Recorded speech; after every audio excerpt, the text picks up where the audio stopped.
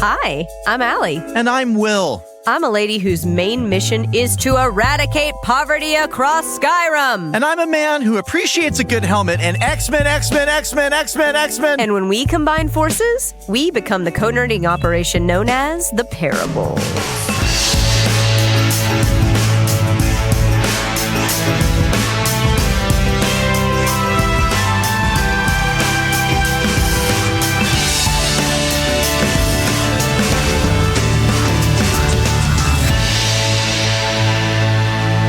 Blammo! Welcome to the Pairables Action Style with Will and Allie.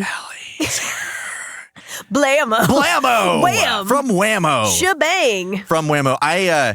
As a kid, I wanted to order every one of the toys that would show up that were showing up on television, like on Nickelodeon. Oh, yeah. But especially any of the ones that really were more like you could order them. You know, like the blue screen comes up at the end and they tell you the number to dial and everything. What were they? Gak. No, Gak I could get at the store. Gak, I could get at Target. I did a Gak and immediately picked up all of the cat hair and just got ruined. Yo-Yo Ball. That's the one that I go to because I love the theme song for it. I've been looking that up on YouTube and just watching it a lot. There's also commercial. There's also mostly I remember the music to these things. I think that's what I'm remembering. But Blammo, wasn't that a company that made those? From Blammo or Whammo? It could be any O that it wants. I mean, to be perfectly honest. Any of you people out there, if you want to know, just go out and get it. Just figure it out. Yo-Yo Ball. Yo-Yo Ball was for kids that couldn't yo-yo. It's a yo-yo ball. It's a great commercial. I don't care how good the commercial is. All the yo-yo ball was for kids that could not properly yo-yo. I feel like it's just for someone who can't make up their mind if they want a yo-yo or a ball. I cannot tell you how many kids that had yo-yo balls, they like lasso them over their head and just knock the shit out of another kid in the proximity. I never even got to see one in person. What? I don't think so. I think I would remember that. I'm going to be honest with you. Hey, man.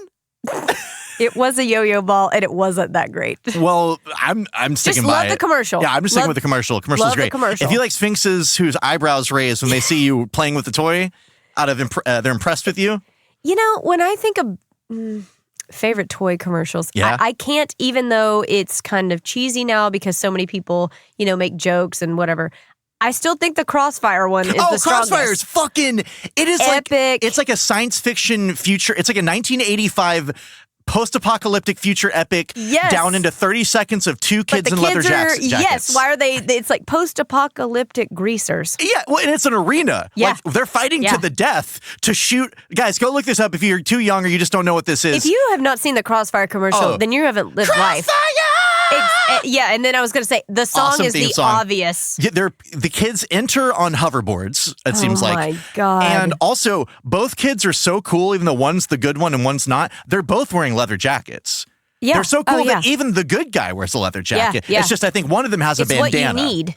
Yes. No, they're both just dumb white kids. I know, but one of them has a bandana on to demonstrate whether he's the good or the bad one. I thought the bad kid had the curlier hair. Oh, I don't know about that. Oh, my God. I'm not saying you're wrong. You know what? It doesn't matter, but that's a fucking great commercial. I'm going to check the scripture on this one.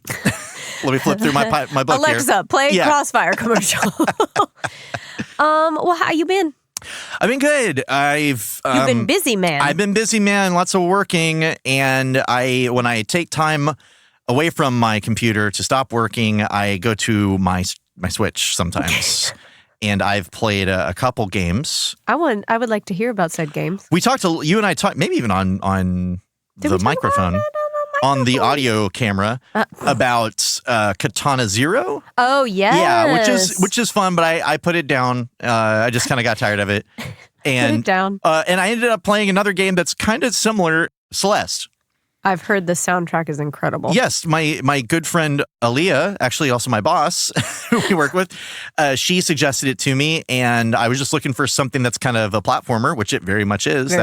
All you can do is jump or jump more. You can't die. Is that it? No, there's a mode where you can't die. Oh, that's what it is. I'm not in that mode for sure. I die a lot. Yeah. It's supposed to be. It's similar to Super Meat Boy in terms of like it's basically just about jumping and you do you do the screen over and over. Yeah. And you're trying. It's sometimes trial and error, sometimes skill or whatever. But I'm skipping over this.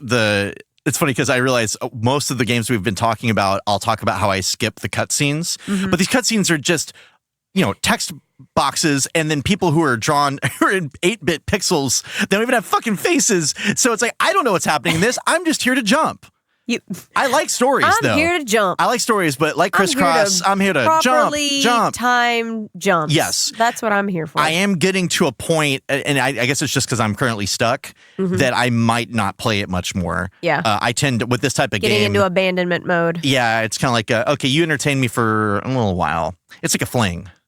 You know, me and Celeste, we had a fling. Yeah, might be fizzling out, though. Babe. No, babe, you know what, babe? Yeah, it's happened to a lot of chicks, okay? A lot of video games. All right.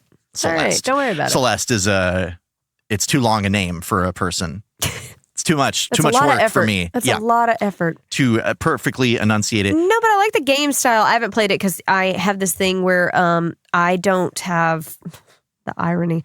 I have the patience for boring simulators, but not the patience for punishing platformers. Mostly because, but what I do like doing is watching people who are good at them play it. Yes. I find that highly entertaining. But yeah, I have mainly heard that the soundtrack is really good. It's good. I'm often listening to podcasts at the same time, just cramming every orifice that can take media. Take this, ears. Once. Yeah. Take this, eyeballs. Exactly. Come on, toes. Get that ice water. Dick feet. Mm-hmm. How about you? It's funny you brought up the Switch because I've noticed lately I'm just craving more games to play on it specifically. So I just go through the store and just like do a deep dive of random. That's what I do. Like into stuff. And I was like, will I play this? Oh, it is on sale. Oh, it is this. Oh, this looks weird. Okay. Yeah. So the latest one that I've played, and this is not like a game that I'm typically kind of good at, but I went ahead and play it. No, I'm gonna tell them. Okay, just tell me. Don't tell them. Don't tell them. It's called The Shrouded Isle. Okay. ISLE or AISLE? ISLE. So it's not like the darkest corner of the grocery store. It is not the darkest corner of the grocery store. I would play that game, though. It is a very dark game. Okay. And I would like to read you the description because it's just too... Now, I'm going to need you to, get fancy on it, though. Hey, no, I'm not an actor. Well, you don't have to act. I'm not an actor. Just make it fancy. Oh, I'm not a doctor. Prepare for the awakening of your hungry God. Damn. Who will you sacrifice, Your Excellency? Sinners in this isolated village try to hide their dark secrets, but heretics must be purged for your salvation. Villagers with secret, randomly assigned virtues and vices create a different strategy every time. Carefully choose who to serve as your advisors, as one of them must be sacrificed at each season's end. 6 different color schemes. That's just a really fun little piece. That one's a really Pick who you'll sacrifice. 6 different polka dots to choose from. I'm a little confused. You are playing the god, or you are playing the leader who is trying to appease the god? I apologize for going with the bullets first. Here is the narrative. Okay. For the past 495 years, a secluded island village has adhered to bloody yet sacred traditions. They speak of a sleeping god beneath the waves whose awakening shall birth a new era for the worthy. Here's my favorite, though, because this is when it actually gives how they describe the game. Yes. In this cult manager, and that's what got me. Yes. There are sinners aplenty, and not all are eager to confess. Each member of your community has 2 hidden traits, one virtuous, one heretical. If you've earned the favor of their house, you may investigate their reputation. Be alert, as you may find strange occurrences among your devotees due to a new mysterious contagion. I fucking better. Ensure you lock the infected away and allow the salt water to wash away their sins. Otherwise, you may appoint them to your seasonal council and watch their work for clues. 5 powerful aristocratic families help maintain the village, seeking salvation through book-burning, monument building, and heretical investigations. Choose one advisor from each family to assist in their ancient appointed task. However, every season, you must make the ultimate choice, designating a human sacrifice. Okay, so that game sounds heavy as fuck. And I would love it if all the screenshots are just like Atari graphics where it's just a square represents your character, but it's all this fucking backlog. To me, a cult manager is basically like, all right, folks, let's just get weird out there, okay? Let's go. Let's go. Let's do it. Get your weirdest out. Have a good shift. I will include a link to the game in the show notes. Man. Because the art style is actually really, really cool. Yeah. But it's one of those games, if you've ever played this type of game before, similar to, there's a game called Reigns, where it's like kind of a card-based thing, and you only get to a certain amount. So you have these different meters that have to be filled, and they can't be too full, and they can't bottom out. So if one thing overtakes, that means, let's just say, this is not in the game, but actually I can figure out one. Let's see, what's one that I can remember? Ignorance. If your town becomes too ignorant, then they don't want to listen to you anymore. Yeah. So you failed.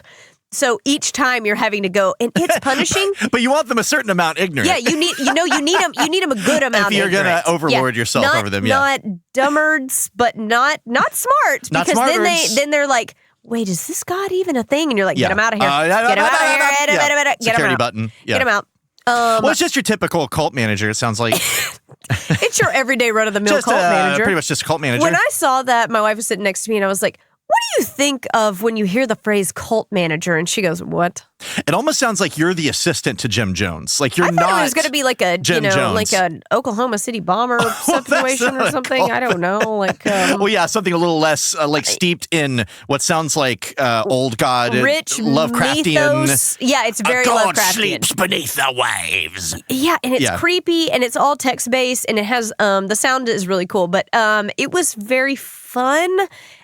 I'm not very good at it, if I'm honest. What? Like, I don't get super far, but it was an interesting experience nonetheless. But at the end, it's like you only managed to kill 15 people. But it's like, well, what's going on? Or like, so the first time I ever played it, I just like went after this house, and I was like, she's got to go. And then the next round, I was like, she's got to go. And then they were like, this house is full mutiny. You killed two of their family members.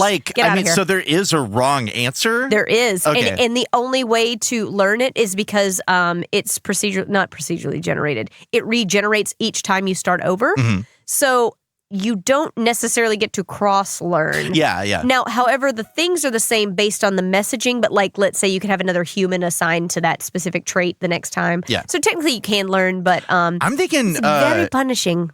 I'm thinking if you're really good at what you're doing when it's a cult, you just go ahead and kill somebody from each family however long it is. Yeah, every season, just kill one person and just even it out and say, "Hey guys, I'm sorry. Just get you out want to be of in this cult? You're going to be one family member lighter every fucking 3 or 4 months or whatever it is." Yeah, get out of here. Yeah. So that's the only one I've actually played. I've got like 3 or 4 more. And that's on your my Switch. Wish list. That is on my Switch, okay. And I would like more to play on my Switch. If I'm honest, Alex and I were talking about it, and I was like, I kind of just want to play this. I don't know if I want to sit at the console and whatever.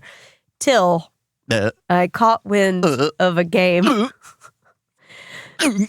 Before I get into what the game actually is, because I knew this is something that would make you laugh, I wanted to describe to you, I was reading a article about it, about somebody that played the game. Mind you, this game got an 8 out of 10 on IGN. I don't actually know how I missed this game. It came out in 2018. This is from a Polygon article that was, a gentleman was talking about how he not came to terms, but like, understanding what this game actually is. So I pulled a little excerpt for you because I know that once I get into this first sentence, you're going to be like, oh my God, here she goes. And I quote some gentleman, "It's more of a peasant life simulator than a hack and slash adventure. It will punish you, by which we mean you will get killed or thrown in jail, if you overreach Henry's abilities. Remember that you're role-playing as a peasant, not a world-changing, larger-than-life capital H hero, and and that there's appeals to both of these extremes." Wait, hold on. That's the sound of Allie salivating. I like that. It's like that you could even start to confuse. It is more about how big is the potato sack you're wearing and less about the size of your sword. It's like, yeah, I fucking get it. Like, how could this game be any more? The funny thing is, the name of this game is Kingdom Come Deliverance. That name sounds familiar. It did. And when I saw it, so the only reason why I was browsing on PSN, I was like, oh, they're having a lot of sales lately. So I'm like, let me hop on here, see some things. So see some. There was this thing that came over, and it was like Kingdom Come Deliverance Royal Edition. And I was like, what the fuck is that? I was like, well, it looks medievally, so I'm already in it. It's royal. I'm in. So I look at it and I'm reading about it and I was like, oh, okay, it's like an RPG. Okay, okay. So I was like, I'm going to do a little research before I go nuts. And when I found that fucking article that said Peasant Simulator, I was like, bitch, sign me up. I thought you were just on like a Google alert for Peasant Simulator. Anytime those words get showing up on the internet. Anytime that comes up on the internet. So or just simulator for that matter. These people kickstarted this game. Mm-hmm. And they touted it as being like a, for better or for worse, very realistic experience. Mm-hmm. Mind you, I just downloaded the game. Like it's waiting on my PlayStation for me. It's just downloaded. Okay. I don't know anything about it. I have not, my knuckles. Mm-hmm. Oh, nice. But once I found it, I was just like, oh my God, Will's I might gonna have read an article about it now that you're just the way that you're describing it. I feel like I probably looked it up when it came out. But I sort of appreciate it because it's like, pretty much every game is like, I am an overpowered whoever that's just, it's a power fantasy and I'm running around living my life. Yeah. This is just a damn blacksmith's kid. And you're tired of being a hero. I'm tired of being a hero. You got to work up to being a hero. Well, that's a lot of people. I mean, I say a lot. People who are, for instance, like we love the Elder Scrolls here. Yes. And that was a lot of people's complaints that loved Morrowind. Or even earlier games, that they didn't love that, for instance, in Skyrim, that it's like, no matter what you do, you are the Dragonborn. You're some kind of special person because of this. I guess if you never slay a dragon, you don't necessarily know that. But like in Morrowind, they left it open to interpretation. It's like your answer, you ultimately could answer whether you're this special person or not. And your answer could be, I don't know, or whatever. So, I mean, I get, and I think that is an important thing in storytelling at this point, because we've told the story of the Chosen One so much that a lot of people make that their personal story. Yeah. And everyone thinks they're the Chosen One in the world. The chosen one. So maybe a few stories where it's like, hey, you're just another person in the world and that's okay, would be nice. But it sounds like this is more about like how much grain are you allowed to lift, maybe. I don't know. I only watched a little bit because I was like, I kind of don't want to let it be spoiled. So I watched the trailer, but it's like, I did watch a couple of amusing things about talking about how like, when someone has to write a specific article to teach you how to ride a horse, I know I'm in for something that's not going to be great. That is so far off base for me. Like the fucking I want a horse. The punching is weird. Like when you get in a fist fight, it's like right bumper is like kind of like some like I can't even remember. It just needs to be a fucking VR thing. It sounds like that's what it sounds specific. Like to me. It sounds like the crunchiest like tabletop role playing game. It's like you have 80 different dice to choose from, and each one represents a different finger or something. It's 5 of them make a finger. Yeah, and I'm like, it's probably going to be kind of a shit show, and I'm okay with that. A show of shit. A show of shit, they say. Put on a shit of shit. My lord. Yeah, it was for $39, you got it and all the DLCs. Yeah. So if you just do the math, and you know how all the horse diseases, all the ways that your child can die. There's some romancing. I don't know. 100%, let me predict now, dear friends at home, I will for sure get frustrated with this game. Yeah. There's going to undoubtedly be some frustration. I mean, it's a frustration simulator. It is. It's a, peasant life is hard. It's a frustration generator. It's not even simulated frustration. It's the frustration is genuine. Based and on real. the peasant simulation. Yes. So this is going to be something. We dare you to play this game and enjoy it. I dare you. Yeah, just try it. So that is the mission that I am going to embark upon. It's like you're going to taste the weirdest cheese on the plate, and you're going to see if you can at least act like you enjoyed it. And you're like, yeah, I tasted the notes of the weirdest oak cheese and whatever.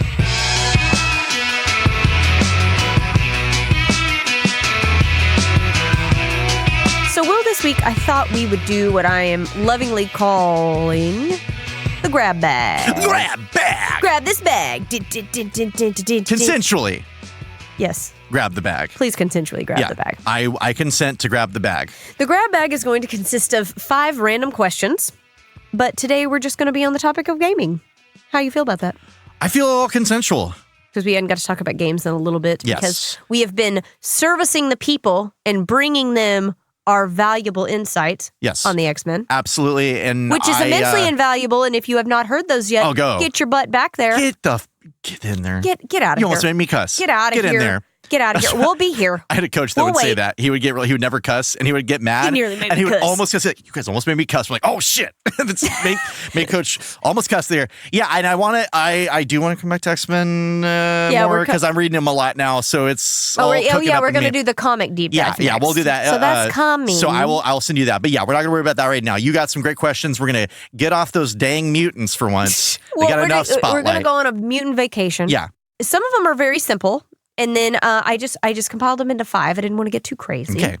But I'm going to start with the easy ones so then we can take a little bit more time talking about the other ones. Okay. So, warm-up question. Who is your favorite video game character? Mind you, even though I did write these questions, I did not allow myself to think about them. I just spit them out. Spit them right out and was like, okay. You willed your brain not to even consider them. Don't talk about it. Oh, man. Oh, shit. What games do I even like? I know it's hard, too, because you think about older games, and then you're like, well, I like RPGs, so I'm just playing as myself. Yeah, well, and it depends on the RPG, too. God. And the real reason why I pose this question is because, a lot of people will be like, I love Mario. Well, I do love Mario. I do love Mario, and I think I'm like, is he my favorite? I love him. I'll follow him wherever. Yeah, I love him, but love you. Is Pong a character? I will say, oh man, I'm just gonna have to go with recent memory. Okay. And it's I feel like I would usually be almost embarrassed by this because I associate these games with I'm playing action games in the 2000s. Oh, right. Yeah.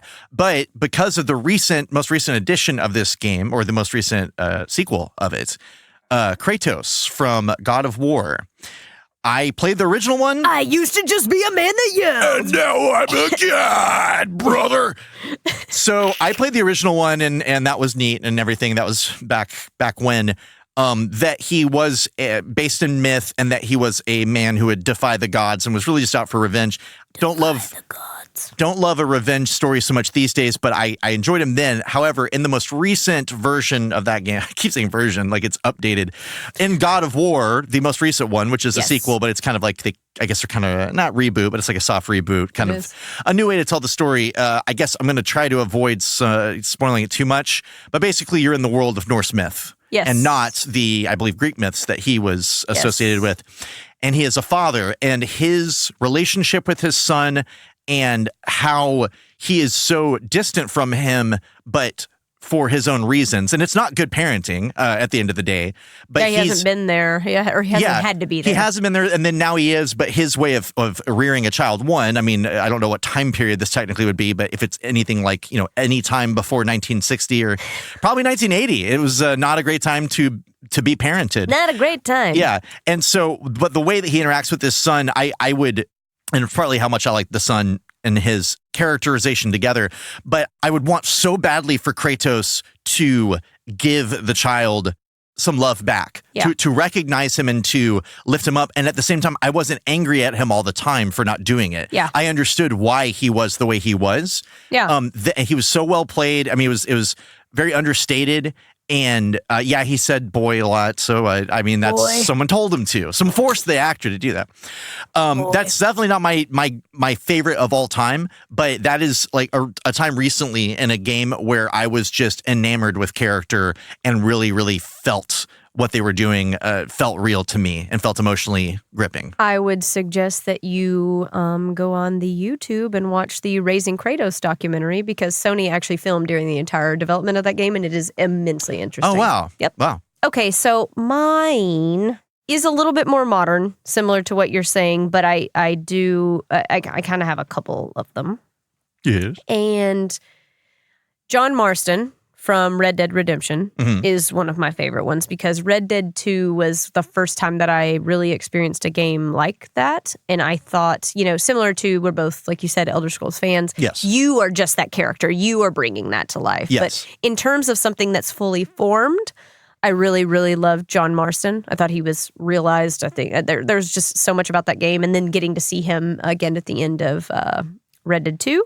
in that same vein, funny enough, in terms of fun characters, Trevor from GTA 5, absolutely. Yes, very good. Like, it just something, just, I can't even believe it. Like, they tapped into something very, true with that character that felt like, this person exists, and this is him. And he was delightfully crazy, and also made me very uncomfortable sometimes. Oh. Yeah. Oh, me. Mm-hmm. Like he was in the room with me. Yeah, and I'm like we talked about briefly, when we talked about player choice, I was like, Trevor has to go. Yeah. Like, I've had so much fun with you, but he's got to die. Yeah, if anyone's going to go, he's the one that's the problem. We got to get him out of there. And then I would think, again, this is all kind of falls within RPGs, but I like Geralt. I really like The Witcher. Yeah. Geralt, this is more of like, he's one of my favorite characters, as in like, who he is. It's not even fully just like the voice acting or any of that stuff. Yeah. It's just like, this is an interesting gig. He is a monster hunter, essentially, and he's got these cool, like the mutagens and all the things, and that world is just very interesting. When he's an outsider, like he is not viewed as a normal member of society and is feared by others, and I'm afraid. Like the X-Men. Always trying to get back to the I'm trying to bring us back to the X-Men. Always trying to get us to mutants. Okay, so next easy one. Well, I say easy. It's a little. That one was already difficult for me. Yeah, I know that took us both a little longer than I thought. Could you name? I'm not going to go with favorite, but could you name some of? Let me place it that way. Some of your favorite game studios. Who actually makes the games that you like? Bethesda, it's Elder Scrolls. Bethesda asterisk. Yeah. Until they became microtransaction. Well, that's machines. the thing is, like, I just don't play those games. So, like, at the end of the day, it's like there are authors who've written things that I really love, and they also write books I don't like. Yeah, and they're that doesn't make them that's not a good point. That's a good not point. a person. I mean, it's just. I still love it. I'm the same. Bethesda, not only do they have the Elder Scrolls, which is a huge thing, Fallout, which I have really enjoyed overall, and then they also are at least associated with things like Dishonored. I forget some of the other games. Arcane. That game series that I really love, and I know that there's a few more of theirs that I feel like I've played, but that's just one that I know has put out a number of things that have cost me a lot of hours, and I'm thankful for them to steal that. I love Bethesda. It's frustrating when I see that company or another one, doing things that I think are they just seem like cash grabs or whatever. At the end of the day, if it works, I guess then they're just getting business. But that doesn't take away from anything else that they've done that I like, or me seeing if they just start like BioWare starting to worry a little bit. Yeah, but guys, BioWare damn. I do as another one because every game of theirs that I've played, and there are games of theirs that I haven't played, including Anthem. Yep. That I have enjoyed and thought it was high quality, if not amazing. The Mass Effect series I really enjoyed. Dragon Age, really enjoyed. I loved KOTOR. Y'all don't ruin those, man. Y'all quit it. I didn't play their isometric RPGs, but basically those series alone, or even one, like the best game from each one of those alone would cement them, to me, is pretty legendary. And they just seem to they have some magic over there. The fantasy and the space version of who will you sleep with and what's your powers. My favorite. Yeah. Love it. Where will you go? But guess what? It fucking works every time for me. And I like their sense of humor. I like the way that they sketch characters. I like it. I miss those. Yeah. I miss, I'm still hopeful that we're going to get something out of there. I have a soft spot for BioWare, 100%. Oh, yeah. I don't even, I don't know what's going on over there, man. I just mean, when you have so many releases in a row that don't seem great. That EA and I don't hear other things about how these other things that I do love are coming up. That's where it's kind of, oh, no, are you going to separate from the host that is the EA? Or, because maybe that's the thing. That's the thing. I mean, look how successful Bungie's been since leaving Activision, since breaking up with Activision. I also like Nintendo. Oh, yeah, for sure. Nintendo's good.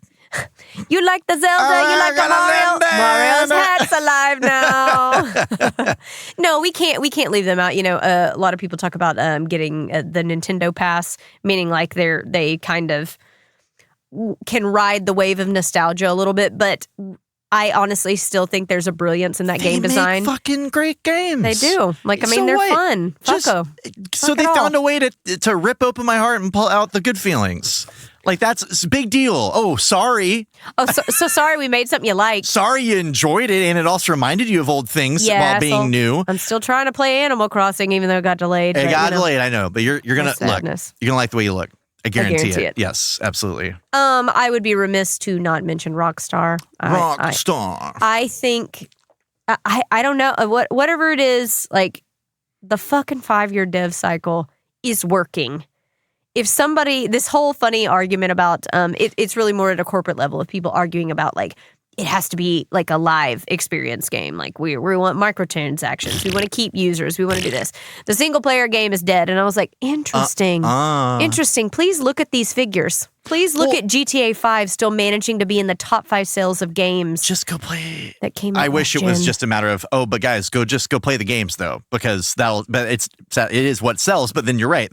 That is selling. Now there is a certain, like, something like GTA.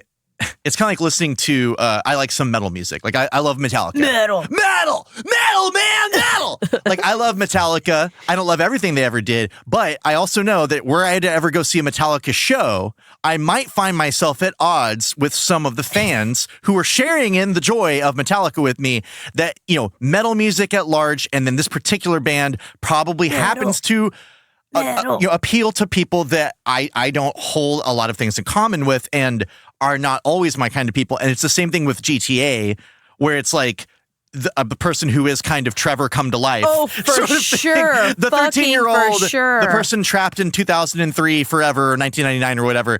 Like, I'm really not trying to say everyone's like that. I just mean that that's a real problem. There is an aspect there. Yeah. I mean, there's a reason why I only play GTA, the story, and leave the online mode alone, because those angry doucheatrons out there trying to, buy all the things, like whatever. But, programmed only to douche. Take that a couple of ways. Yeah. So, yay, we love gums. I wish that this industry wasn't so volatile. I'd try to go work in it, but nope. I don't want to be like, wish it was after more a volatile. season. Yeah. I need it You're to like, be more. I want to see guys in swords outside fighting for a right to build a game. If your office isn't stationed in an active volcano, I'm not even going to look at the cover letter. Yeah. Okay, here's a fun one. Okay. What is a terrible game that you've played, but you loved it, even though it was bad? And bad could be a loose thing. It could be overly, maybe it was, reviewed poorly. Maybe you are like, I hate these kind of games, but by damn, there's something about this that I love. Yeah, I put down a game if I don't like anything about it, pretty much. You're not really, you won't put up with no bullshit. I don't have a high threshold for that stuff. So, man, I would probably have to go back. Like, okay, well, how about this? Okay, Sega CD and Sega 32X. I had both of these. Well, I had the 32X. I asked you to not talk about that in public. And I'm going to do it anyway. Okay. I'm the drunk spouse that's just going to mouth off now in front of the friends. At our cousin's wedding. Exactly. I had the 32X and I would rent the Sega CD. And I was recently reminiscing about the Crisscross game for Sega CD. Yes. And it was difficult. The setup is that I think it's like the producer of Crisscross wants you to make the video better, and so you just put effects on it. But I don't know what they want. And I would just kind of do whatever I wanted. And then at the end, they just are like, it's not good enough. Fuck you. And so it's like not even a video game. Why is Crisscross so angry at you? I don't know if it was Crisscross or if it was probably their producer. Their manager? Their handler or something like that. Somebody, I don't remember if I saw their face, but like, this isn't good. And it's a bad game. And that you managed to love. I loved it. I loved the fuck out of it. I loved it. Loved it. Loved it. How about you? I'm so happy that I finally remembered the name of this game. I mentioned it before in the PS1 days. I talked about a bike courier game. It's called Courier Crisis. Ooh, sounds heavy for a... It's not good. It's not good at all. And I loved it. I absolutely played the shit out of it. Nice. I would love for you to take 3 minutes of your time and just look at it on YouTube so you can see how sad it is. Is it at all like Paperboy? It's or just in concept similar. Yes, but there's like ramps in the middle of the street. You can run people over. You can hit them. You can Courier Crisis out there for all of you. Okay, here's a fun one. Okay. When you make a character in a game, how long do you spend creating it? I know this is random. As long as they'll let me. Really pretty long time. Really? Yeah. For a guy that doesn't tolerate tedium, you will spend a lot of time. Well, tedium is subjective. That's of course. true. That's so, true. like, it's like what you enjoy, you enjoy. Left my mouth. I was wrong. So I will want it to be not take that long, but it's like I remember playing Fallout 4. You could really customize the look of your character quite a bit there. I made a fat redheaded man. It's like you're bragging about what you did on your summer vacation. Yeah, take that. So I would spend a long time doing that. Like, I mean, there's a certain amount of it where it's, you know, I may look up or not, or just try to figure out like what kind of character do I want to play, or if I'm choosing stats or something like that. But I'm probably going to spend a good amount of time, very as intricately as they will let me, get the character customized. Yeah, like same. Oblivion, you know, like and the whole problem with Oblivion was that you're facing a light source that makes your character look one way when you're customizing them, and then you get out into the world and you look like a troll. And you look insane. You are a troll. All of a sudden you're a troll. And I had that problem in Dragon Age a few times too, where it's like my character would look really attractive. I thought like I got the nose right, and then I see him in person. I'm like, you look like a fucking idiot. What's going on here? What's with the schnoz, man? Yes, but I'll take a long time getting those guys as pretty as they'll let me. Same. I spend too much time. I mean, honestly, I was even doing a replay of Skyrim, and Alex was like, you know how all these characters are played. Why? She was like, and you're going to play it in first person. You're never going to see them. Well, that's the thing is I don't spend, like, if it's a first person game, I'm going to play it first person. But it's just knowing that I am the handsomest wood elf in all the land. That you can find in these parts. I can't see myself right now, but I have a pretty good sense of self. How handsome you are. Of just how handsome this wood elf is, yes. Do you go as nuts when it comes to character customization, when you get actually into the game and you get options? So let's talk about Witcher 3, you can upgrade your gear. Yeah. You can get better. Do you ever upgrade the gear because you're like, yeah, the gear looks pretty great? Or is it all about the skill tree at that point when we're getting into practicality? I'll do a little bit of both. Same. I probably can chase both. Ultimately, I played Witcher. I didn't play it all the way through. But let's say like in a Deus Ex game, your upgrades don't really affect the way you look. So that maybe doesn't compare. But I would be very intense about getting all of the things that would, like, all the trinkets or whatever that would let me upgrade. Yep. So that I could upgrade as all of these certain ones, like the things that make me invisible, the things that let me hack, all the things that make me a super spy. I'm going to go crazy. Take them all. With those. Yes. I'm going to go as far as I can with that. I do like some upgrades that just because I've always liked a game where if I equip a piece of armor, there's at least an option to where I see that armor go on the person. Yeah. And that's certainly not every JRPG I grew up with, but there were some that did it. And so I certainly am not above the shallow depths of a nice helmet.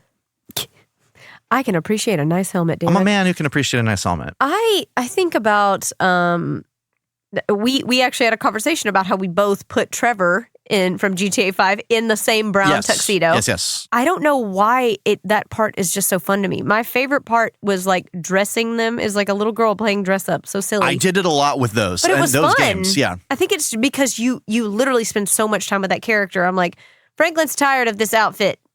He's moving up. I would do this thing as they were making more money and moving up in the world. I was like, he deserves to treat himself. Yeah. Or it's like, you know what? I'm kind of, maybe it's like a reflection of my mood. It's like, maybe, Michael needs to relax a little bit. Let's put him in some tennis clothes, just let him loosen up a little bit. Look like a dad. Board shorts. Yeah. Let him slop it up a bit. Okay. So final out of the 5 questions. Yes. If you could make a game or if you could have someone, if you could call upon one of those studios that you like and say, hi, I would like you to make me a game. I want you to make me this. What would that game be? There's a lot that I could go for here, but what I would love is it would be Bethesda. It would be in the style of Elder Scrolls, like an open world with, factions and a main quest line if you want it, but do whatever you want, basically. Okay. I would love for it to be a fantastical setting, but I'm not a huge steampunk guy, but as far as a setting, as the interest of a setting like that goes, the politics of it, I think I could follow and care about the politics of like a Victorian England more than a medieval type of place. Okay. And so if they were to do something that's like magic and politics, not like politics, like I poisoned your drink at the soiree the other night. I guess that's politics, right? And the Victorian in this era. day and age. Yeah. That if they, something like that, where it's like, I can go be a thief running around on rooftops firing, like pistols that will only Go fire so and they'll only fire once a minute or something like that. Mm-hmm. Or I can be throwing magic, but just have that grayscale view of the world that they allow you to have, where it's like, man, whatever you want to do. Because, and I say all this because that was when I played Skyrim, is when I've never dived very far at all into tabletop gaming, but I really wished that I could make, I've always, what gamer doesn't want to like create a game, basically. Yeah. But I said, hey, I would love a game where there's all these options as to how you interact with the people. They don't give me enough options here, enough ways to play this faction against this faction, which is something that I would love. I love in a game where it's like, yeah, I can take this quest to kill this guy, or that guy can have me kill that guy. But what if I told both of them I was going to kill the other one and got paid by both and found a way to play it? Or found a way to where like they kill each other. So something where it's like there's another alternative besides A or B. Yeah. And you can get people, you can lie to people and string them along. Wanting something like that, I was like, well, I'm not going to become a game developer, but when you play a tabletop game, you potentially can control a lot of these things that can come up improvisationally. You can come up with them and have, things that are ruled by the dice or whatever your gameplay element is. The dice. But and my other option would be a game similar to like a Hitman or something like that. Oh. But maybe a little bit more active, but with psychic powers.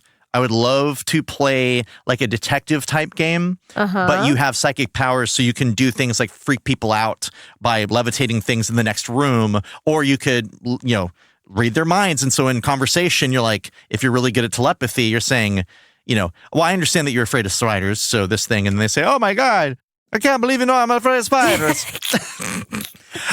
Again, those are both specific. That's a very intense telepath. Yes, but that sort of thing, I love detective stuff, and I think pairing that with psychic abilities and being able to like all the things that you would do like as Batman in the Arkham games, or these things where you see through walls and shit like that, that can all be coming back to you choosing certain psychic powers from your brainy bits. But there are inventive ways to do that, where it's like kind of like Hitman, where it's like, I'm going to set up this trap to work this way. Yeah. You could set it up so that you're freaking people out, making one guy think in the next room that his friend just fired at him, and so they start firing at each other, but it's all just a mind game. Yeah. I like it.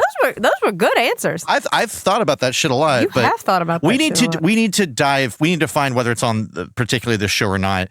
And all the free time that we have. All of it. We need to, I think, and also for the sake of being true nerds, we got to find a way to at least do a minimal amount of tabletop gaming at some point. I agree with that. Okay. I agree with that sentiment. Okay. Allie, what game you'll want? Well, it's going to be a fucking huge shock to the listener. I think I would also... Stone Stimulator. Stimulator? Stone. Man, he's a stone stimulator. The thing that so there's the sim aspect that I obviously like, and then there's the role playing aspect I like. It's like that's my heart is warm.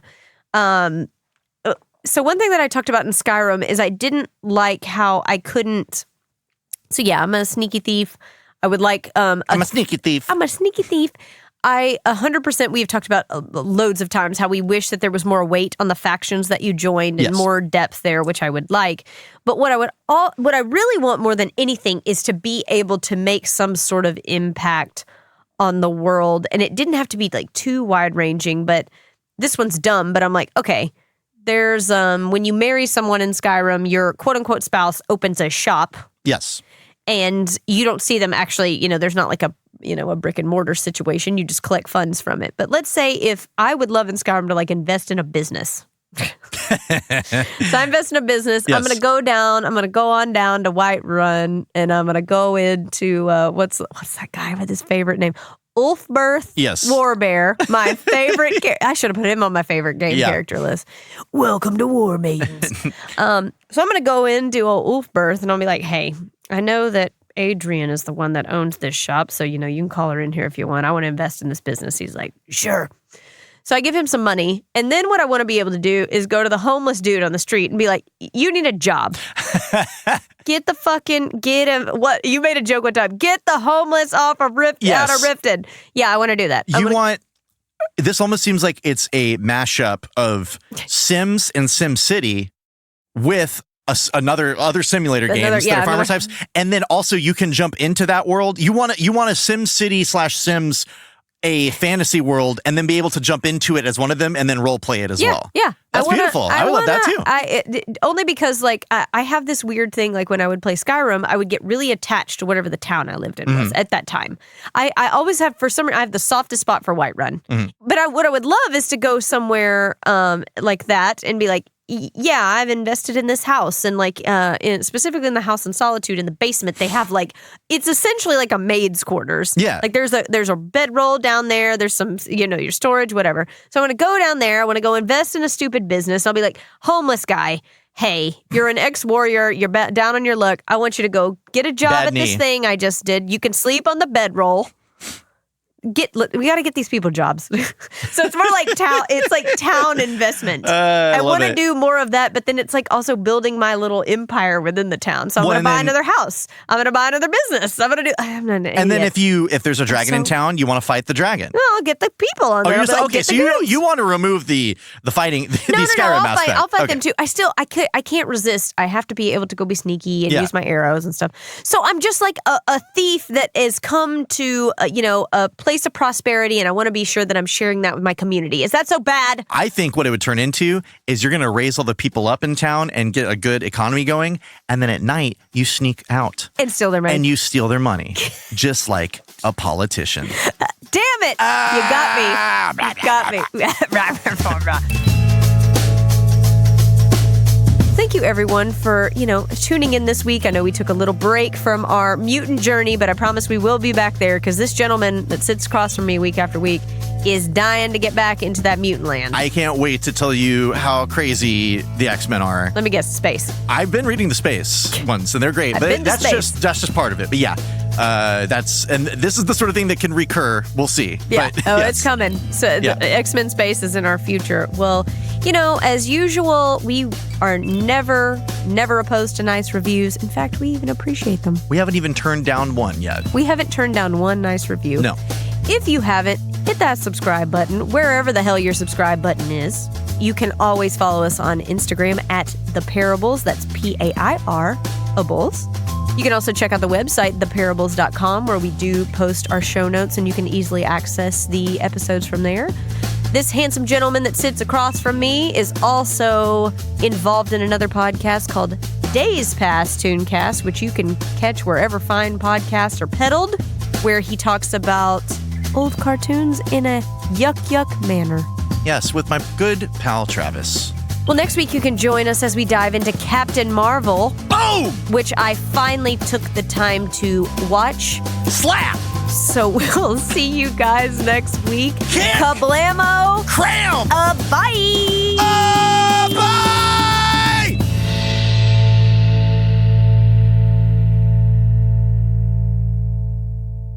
I'm an influencer on Switcher. Switcher? That's the Switch streaming service. I don't know technologies. I'm an old person that doesn't understand technology. Who let me in the studio?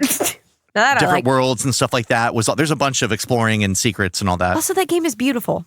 It is gorgeous, yes. They did, not that matters. You can play whatever, but it doesn't matter. It's like saying, look, my wife's fucking gorgeous. It doesn't matter at all. I don't care. In fact, I wish she wasn't. Yeah. Honey, could you be less good looking? Look, she could literally have no skin or teeth.